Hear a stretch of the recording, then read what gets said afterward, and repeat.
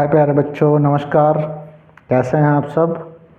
आज फिर मेरे चैनल पे आज हम लोग लेकर के आए हैं चैप्टर पॉलिनॉमियल्स। तो अगर आप मेरे चैनल पे पहली बार आए हैं तो लाइक और सब्सक्राइब करिए, बेल आइकन दबाना ना भूलें।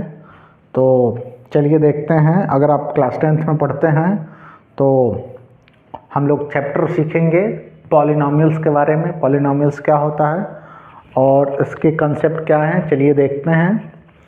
तो चलिए शुरू करते हैं और स्टार्ट करते हैं। पॉलिनॉमियल्स है क्या, किसे कहते हैं पॉलिनॉमियल्स। द वर्ड ये हमारा दो वर्ड से बना है। एक वर्ड है पॉली और एक वर्ड है नोमियल्स। जैसा इसका नाम है पॉलिनॉमियल्स। पॉली का मीन्स होता है मेनी और नॉमियल्स मीन्स होता है टर्म, यानी कि N algebraic expression having many terms called polynomials. एक अलजेब्रिक एक्सप्रेशन होगा जो बहुत सारे टर्म्स से मिलकर बना होगा, उसे हम बोलते हैं पॉलिनॉमियल्स। वो क्या टर्म है चलिए देखते हैं। तो उसको लिखते हैं, हमारा जो पॉलिनॉमियल्स को लिखते हैं px के द्वारा डिनोट करते हैं। और ये हमारा है, सपोज कर लीजिए ये आपका a1 plus a2x plus a3x plus x square हो जाएगा यहाँ पे a4x टू द पावर 3, आगे आ जाएगा a5x टू द पावर 4। ऐसे अगर हम लोग बढ़ते जाएंगे लास्ट में हमारा टर्म लिख लेते हैं x raise to the power n। तो देखिए यहाँ पे हमारे बहुत सारे टर्म दिए हुए हैं a1 a2x plus a3x square plus a4x cube plus a5x to the power 4 plus dot dot plus power x to the power n। इसमें बहुत सारे टर्म्स हैं, इसको हम लोग बोलेंगे पॉलिनॉमियल्स।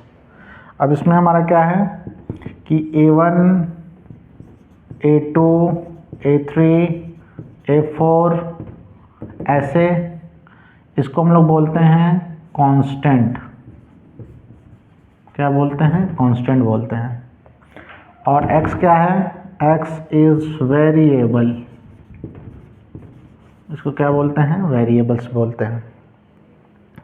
तो अब चलिए देखते हैं कुछ इसके टाइप्स होते हैं। जैसे मान लीजिए पहला इसमें से ये हम वर्ड यूज़ कर रहे हैं px और ये इक्वल टू है मान लीजिए a1 कांस्टेंट के बराबर है, तो हम इसको बोलते हैं कांस्टेंट पॉलिनॉमियल्स। क्या बोलते हैं? Constant polynomial.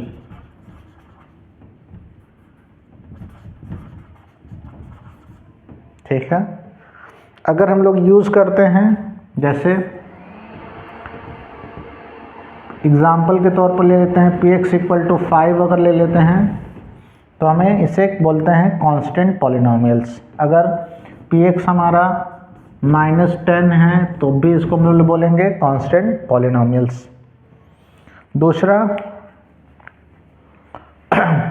इसको हटा देते हैं, डेफिनेशन तो आपको पता हो गया होगा। सेकेंड में हमारा हो जाएगा, अगर हम लोग यूज़ करते हैं, सपोज कर लिए लिखिए px हमारा है a1 प्लस a2x। देखिए a1 और a2 कांस्टेंट है और x की हाईएस्ट डिग्री 1 है। इसकी लिख सकते हैं highest degree of x is 1, इसलिए इसको हम लोग बोलेंगे linear polynomial.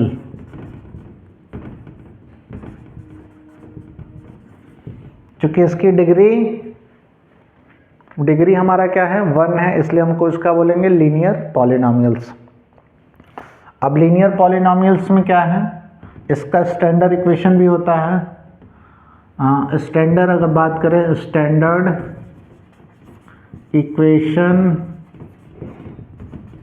Of linear polynomial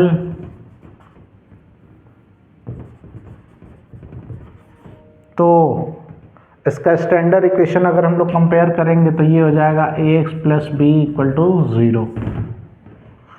तो लीनियर पॉलिनोमियल का स्टैंडर्ड इक्वेशन भी होता है ax plus B equal to 0। तो ये हमारा दूसरा हो गया लीनियर पॉलिनोमियल्स। अब इसे लीनियर क्यों बोलते हैं, बात आती है कि लीनियर क्यों बोलते हैं। जैसे इसको हम लोग कांस्टेंट को हटा देते हैं, आप इसको नोट कर लीजिएगा।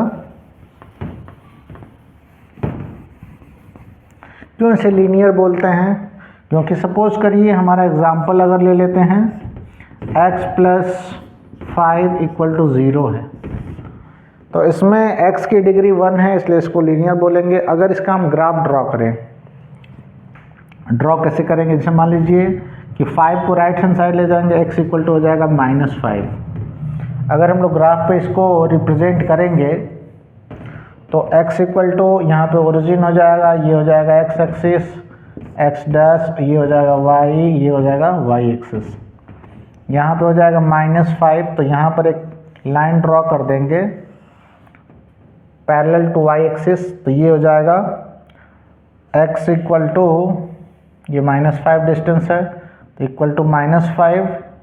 ये हमारा इस पॉलिनोमियल का रिप्रेजेंटेशन होगा, इस चूँकि ये स्ट्रेट लाइन फॉर्म करेगा इसलिए हम इसको क्या बोलेंगे, इसको हम लोग बोलेंगे लीनियर पॉलिनोमियल। अब आते हैं दूसरा, नेक्स्ट हमारा है, अगर हम ये क्या करते हैं, इसमें हमने लिखा है a1 प्लस a2x, तो इसमें a1 को अगर रिमूव कर दिया जाए तो बचेगा a2x। अगर a2x भी है तो ऐसे इक्वेशन को हम लोग या पॉलिनोमियल्स को भी जिसमें x की डिग्री 1 होगी उसको हम लोग बोलेंगे लीनियर पॉलिनोमियल। डिग्री अगर 1 है तो हम उसको लीनियर पॉलिनोमियल बोलते हैं।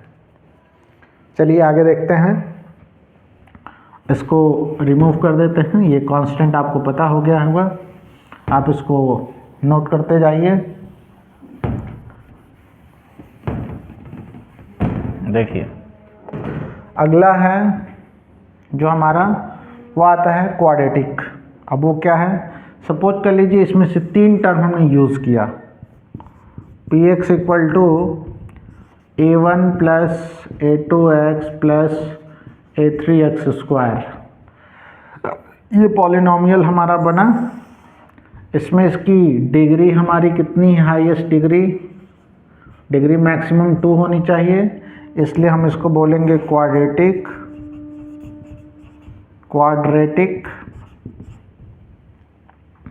पॉलिनोमियल।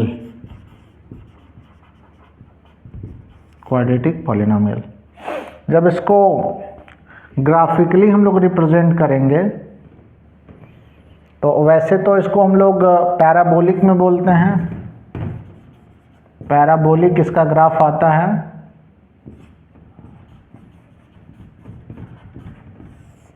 पैराबोलिक ग्राफ आता है, तो इसको हम एक्सप्लेन करेंगे।